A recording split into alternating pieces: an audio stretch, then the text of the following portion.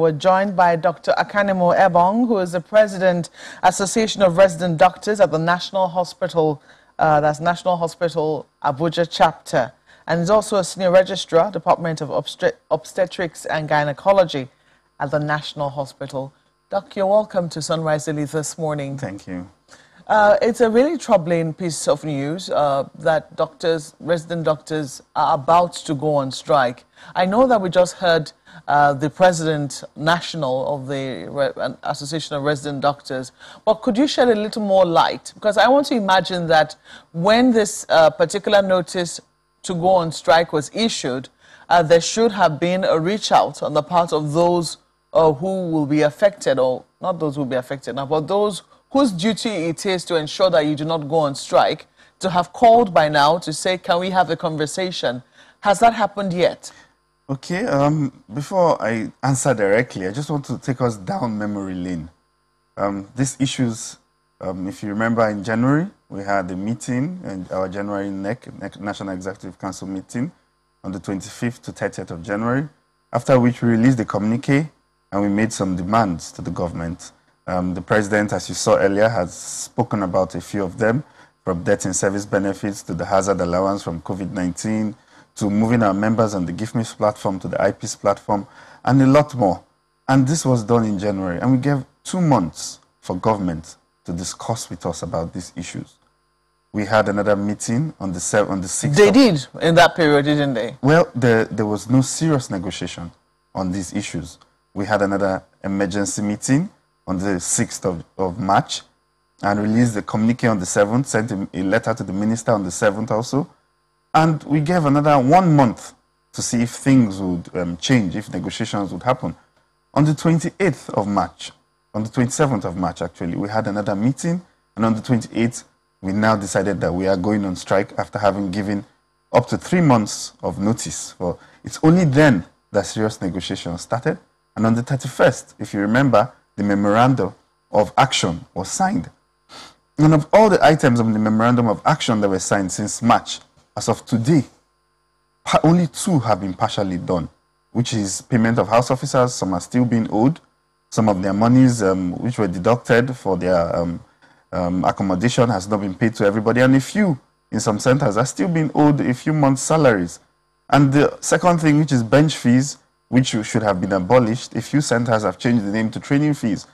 But movement of our members from the Give Me platform to the IPs, the hazard allowance, the medical residency training allowance, none of that has seen the light of day. And this is since January when we made these demands. So when you say, has government started negotiating with us, then usually there's no negotiation done until we go on a strike. We have resumed our strike today. We never called it off. We only suspended it to give time for negotiations. But since we called off the strike on the 10th of April, we started it on the 1st of April, called it off on the 10th. Since then... Suspended, you mean? Because you just used the word suspended. Since we suspended it on the 10th of April, barely nothing has been done. So when we are back at this, you know, we've given enough time, we've tried to negotiate, we've tried to do things to make the system work, but unfortunately, we are here again. April, I mean, we're in August. Today is the 2nd of August. We do know that you've had certain champions. I mean, at the political level, there have been champions who have been quite concerned about the plight of doctors and, you know, think that it is not right that, you know, they'll have to go on strike first before their issues are taken into consideration. I do recall that the Speaker of the House of Representatives intervened in the matter on a number of occasions. What did that yield? Yes, we're grateful to the Speaker, Right Honorable Femi Gbajabiamila. We have been able to get the Residency Training Act put budget to be budgeted for. It has been put in the budget, but still it hasn't been paid. This is since January, since March, since April, May, June, and we're in August now. The year is about to end, and we still think that more should be done. We still think more could have been done. And what we want is to see results. We don't want promises. Every time we threaten a strike, negotiations start, then we are promised we call off or we suspend our strike, and then we are back to zero again. Have there been any, serious questions. I mean, while you're at the negotiating table, have you ever asked, you know, is there a problem? Is it that government is broke? Is it that they're not able to meet their obligations to doctors? What exactly has been the excuse of government, or at least from when you listen to the government side? Well, I can't speak for government, but from the negotiations, we usually get promises. We don't get, it's not possible. We get, we can do this from the memorandum of action. You could see that it was not of understanding, it was of action. This is what we will do. So those are not promises of us being broke, we can't pay. Those are promises of things we will do. So when you have a memorandum of action, I don't know how, what other excuse you can give to that. Yeah, because the people who say that at a strike, when doctors eventually decide, or whatever striking group decides to go on strike, that what it means is that you've held a gun to the people, to the other side's head, and that oftentimes it's like they're under some form of duress, and so will promise anything just to get you back from strike or to ensure you do not go on strike. Do you get that feeling when you're at the negotiating table? No, we don't get that feeling. We give enough room and enough time to negotiate. When you are on a negotiation table or you call for negotiations and mostly you are ignored, you try to see people in their offices, you can't get to see them, and it's only when you call a strike that you see them, then you know that the other party is not even willing most times to negotiate. So I think the gun is more to our heads. We have no other option than to call a strike. When you've tried, you've negotiated, you've tried to negotiate, and sometimes you can't even reach the people you're trying to negotiate with. It's more or less the gun being to our heads. Well, we know what impact this has on the medical sector. Right now, we've been told that COVID-19 is, I don't want to say back, it never left, but that there is a variant that is around that is quite aggressive. We've seen how it attacked some countries mercilessly, and there are fears that, you know, we need to be on our guards at this time. We're wondering what this will mean for our medical system when we know that resident doctors form the bulk of workers in our medical sector. Have you thought about the implications of this on the Nigerian medical health sector? Yes. Sadly, it may impact us. As a Nigerian, it's very easy to say it's not our portion. But what have we put in place? The onus doesn't lie only on the workers, the doctors, to sort this problem out. Government also has to play its own part. Since the last wave of the coronavirus pandemic in Nigeria here, what has happened to our isolation centers? What has happened to our healthcare system? Have we improved on it? Is it only manpower? You don't take soldiers to the battle without weapons, without equipment. You can't take soldiers to fight a war with sticks. What has government done since the last pandemic, the last outbreak? What has happened to our isolation centers? Are they still running? You are at the National Hospital. Yes, I am. What is your experience at the National Hospital? My experience is that it's the same for everywhere in Nigeria. Nigeria is not prepared. If there's an outbreak now, we don't have enough isolation spaces in the FCT to cater for it. If we don't have enough isolation spaces all over Nigeria, we do not have it. We don't have the equipment. Do we have enough ventilators as of the last time till now? Have we imported as many as we needed? Do we? We don't. But the figures have increased, at least at the National Hospital. Yes, they have increased. They have improved, but by how much? These improvements were done at an emergency time, but since then, what is the plan for the next 5 years, if I should say, short-term period? Do we have more? Have we made funds available to improve our healthcare system so that, should in case we have this same problem, will we be better prepared? So, in your own estimation, it would seem that no lessons have been learned. Exactly. Sadly, but that's the truth.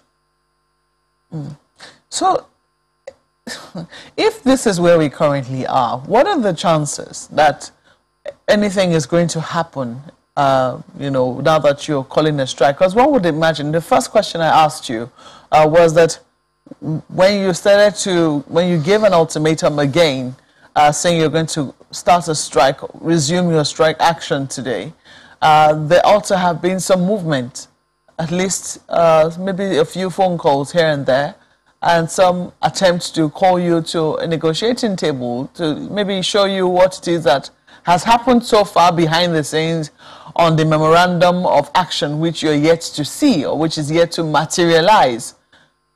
Have there been any conversations on that? Yes, there have been, but they still haven't gotten to any logical conclusions. We have not been paid our MRTF, our medical residency training allowances. We have not hazard allowance since the last corona outbreak is still 5,000 per health worker all over the country, which cannot treat, should I say, the most basic of ailments in the hospital from the cost of living now. Our residents on Give Me's platform who are receiving percentages of their salaries, these are doctors who work every month, are still not earning complete salaries. Our doctors in state tertiary hospitals, some of them are being owed up to 19 months of salary arrears. How can a doctor work for almost 2 years and not be paid? We're still at our stage 0. We haven't improved.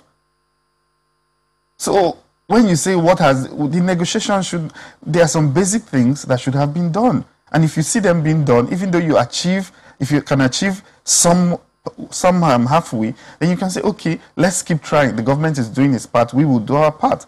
But when you see that the other end is breaching an agreement, you have no other options. Let me take this to my colleague, Ayo, in Lagos. Ayo. Yeah, thank you, Mokwe. Dr. Ebong, the first thing that came to my mind as your conversation with Mokwe began was to ask. I mean, I like to decrypt issues. So when we talk about government, it's natural for us to think is the Federal Ministry of Health.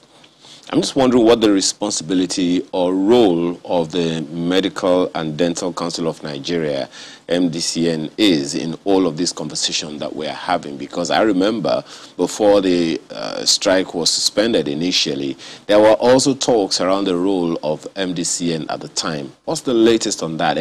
Has the needle moved a little? Well, on the role of MDCN is a regulatory body. They deal with our licenses, licensing of doctors, and the issues we have with them currently is mainly with our house officers. The recruitment, some centers still don't have house officers recruited. The salaries being paid, as I said earlier, some house officers are being owed 1 to 2 months of salaries, and then the refunds of their accommodation that was taken from their salaries, not everyone has received it. So we still have issues with the MDCN and also issues of remittance of their dues with MDCN. So MDCN is not supposed to pay us resident doctors' salaries, but the issues we have with them mainly borders around our house officers. Well, there's another one, that is also making the rounds. There's a directive from the federal government which has already been executed in Lagos. Could you, talk to us about that one? And is that the main reason for this resumption of strike? It is also part of our reasons for the resumption of this strike. I think on the 12th of April, there was a circular from the head of service removing house officers from the scheme of service, albeit saying they are not doctors, they are still in training. But we know that they have gone to school, they have graduated, they have gotten their medical degrees from their various universities, and they are just doing their internship. So that they have a provisional license already, and they're doing their internship to get their permanent licenses. But they have been removed from the scheme of service, and Lagos is about to implement it, and that is part of the fight we are trying to, the issues we are trying to resolve at the moment. Why remove doctors from the scheme of service? These are doctors; they are fully fledged doctors. They are only undergoing an internship program so that we can send them out to the world. Different places have their rules and regulations on internship, but these are doctors. They have graduated. they have certificates, and they're doctors. You can't say you remove them from the scheme of service just because they are doing an internship. So we are frowning at that, and we hope that that decision will be rescinded. I think the Nigerian Medical Association also has is on discussions with that also, but we are also demanding that that circular be reversed. Well, some who don't understand what you're talking about will be wondering what's the difference between, scheme of service and whatever it is that's that they are being asked to do. Exactly what is the issue here? Does that mean that they are not allowed to work in the hospitals at all, or what exactly is the issue? The issue is that they would no longer be placed on a salary scale. They will be given allowances, and if it is going to be counted for them that they have started their service in the ministry, that period will not be counted for them. All right, well, that definitely is something worrying. I'm pretty sure that you guys are on top. But you also mentioned the NMA the other time, in one of your comments just recently. Exactly what's the role or take of the NMA on this issue? Because I would expect that, there would have been conversations among industry stakeholders like the NMA, the MD CAN, and the rest of that, to at least try to get ahead of the strike before it begins. Yes, NMA is our, should I say, parent body. It's the body for all doctors in Nigeria. And I can't speak for the executive of NMA, but I know that NMA also frowns at this circular. NMA has also tried to negotiate and put their own statements down as regarding the circular, and I know that NMA is also with us on this issue, and they are against that circular removing house officers from the scheme of service. I can't speak for them. I can only speak for NAD at this moment. Well, there's this question. Maupe asked you this recently about, have you considered, the fate of the people that you took the oath to help? Adamu Sumaila is asking, what do you think would be the fate of inpatients at the hospital, considering the present economic predicament of the country vis-a-vis insecurity and other related problems? Don't you guys look at, the angle before embarking on strike? Mark asked you this earlier, and here is someone asking exactly the same question. This is a very honest question, and I'm going to answer it honestly. Almost every one of us took oaths. The government took an oath. And one of the main responsibilities of government is the welfare of its citizens, including doctors, including patients. It's difficult, to put it only on us. The government also bears the same responsibility. They bear the responsibility to make sure that the patients are also taken care of. They bear the responsibility to make sure that the health system works so that doctors don't go on strike. I think the real responsibility and the people whose conscience at this time should be pricking them at the government. Government should bear this responsibility. We have tried since January, February, March, up to August to negotiate and make a way forward, to make these issues not come. We don't like strikes. I always say it. We don't like strikes. Doctors too are patients. We have family members. We have friends. And they will also need care. During the strikes, we also fall ill. We also need emergency care. So it affects us also. But the real responsibility lies on government to make sure that the system works. Well, just to be clear, Dr. Ebong, again, my colleague asked you this, the other time, but let me just reiterate it. Just to be clear, how significantly will the health sector be impacted by a strike, when NARD members, go on strike? What's the population of members of NARD in any health facility, and how significantly would health care delivery be affected if NARD goes on strike? In most tertiary centers, resident doctors comprise the bulk of the workforce of doctors. Nationwide, it's difficult to say in every center how many each center has. Just by me sitting down, we'll have to look at a list. But we comprise the majority of the workforce in most of the hospitals. So when there's a strike, the consultants are still working. It's difficult for them alone to carry out the daily job of a doctor. The patients will overwhelm them, and it becomes it's a difficult time for patients and also for doctors ourselves. We get to see our patients who we care for a lot in pains, and the manpower left is not enough to carry out these jobs, and it almost halts the system. The system is hurt badly, and patients usually suffer. Doctors also suffer too at this time. We see our patients suffering, and we also need care ourselves. So it's kind of a big issue for us also, and the system is almost grounded, and we don't like it. We pray that there is a speedy resolution to this, and that we move on with our lives and our work. We like to go to work. We like to work. We don't like strikes. But as I said earlier, sometimes when you try to negotiate and you try and nothing is being done, you are left with one option.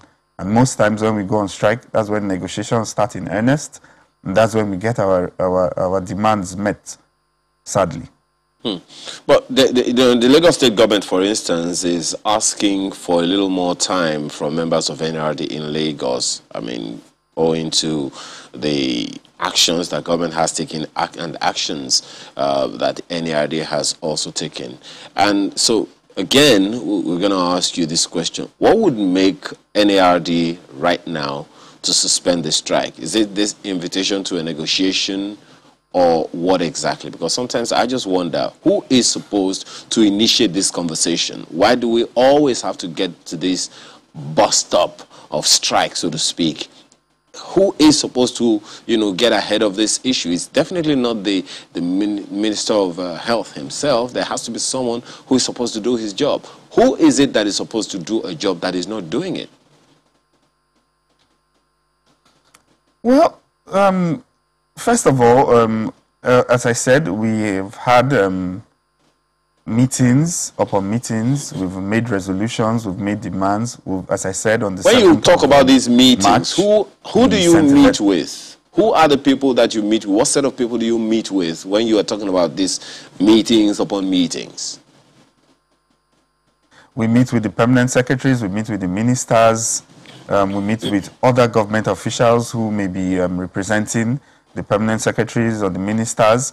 We meet with government officials, even up to the ministers. So, like I said, on the 7th of March, we sent a letter to the minister saying that there was going to be crisis in the health sector if some issues were not sorted out. So we've sent letters, even up to the minister. These are the people we expect to wade into these matters and get subordinates or representatives to look at the issues and solve them.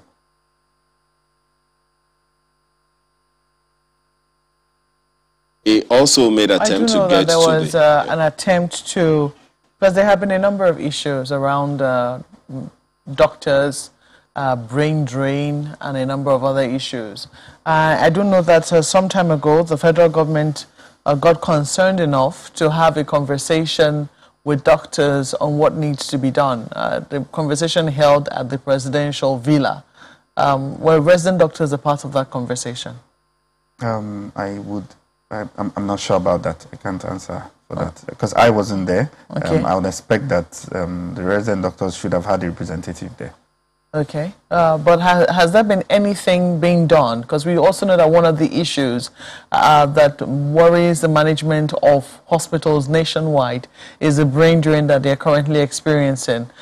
Even while there was a lockdown and COVID-19 was was in full force in Nigeria, there were reports that airplanes were being brought into the country to take away our doctors, our medical personnel to other countries where they also had need for doctors. I do not know if there have been any steps taken to try and persuade our doctors to, I don't want to know what I was done on that patriotism, but at least to appeal to them to stay back and help out at home. Yes, it's good to be patriotic. It's good to stay back and help at home. But what needs to be done when, if you have to drive a car and it keeps breaking down and breaking down, someone offers you a car that works better, even if you're a driver and you have to drive this vehicle every day, and before you go 1 kilometer, it breaks down. You go another 1 kilometer, it breaks down. And someone offers you another car. There's the tendency for you to want to do your job. Just drive and drive smoothly on the road. So what needs to be done to curb the brain drain is for the health system to be made to work smoothly. Doctors go to work. They are supposed to be paid an allowance. They get paid it. The paltry 5,000 hazard allowance per month that a doctor receives, you upgrade it. Other countries like Ghana have done so. Our neighbors in other African countries have realized that, oh, these doctors, the hazard they get is too little, let's do something about it. Those are the kind of things that make doctors want to stay back and help their country.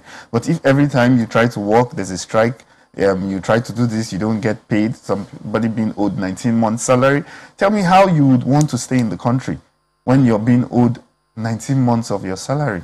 You've worked for those 19 months, and then you are not owed, and then you're not paid.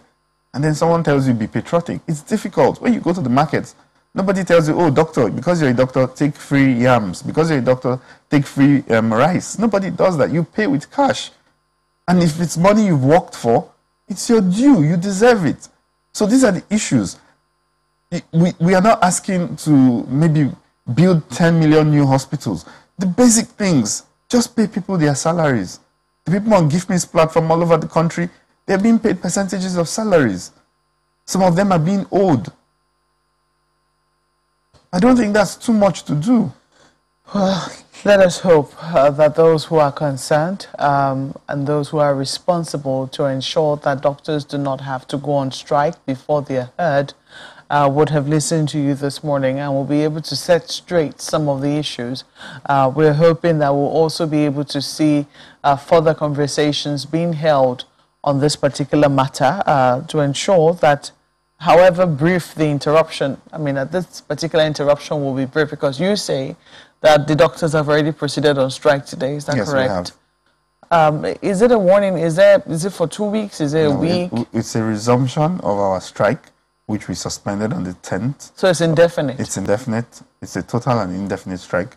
We pray it will be as short as possible. We pray negotiations will yield results that we've been expecting since the 31st of March.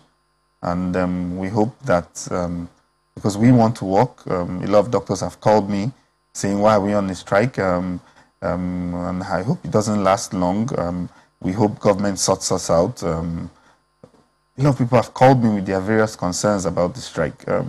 We don't like strikes. We wish it ends fast. We wish government plays their own part. And we want to go back to work.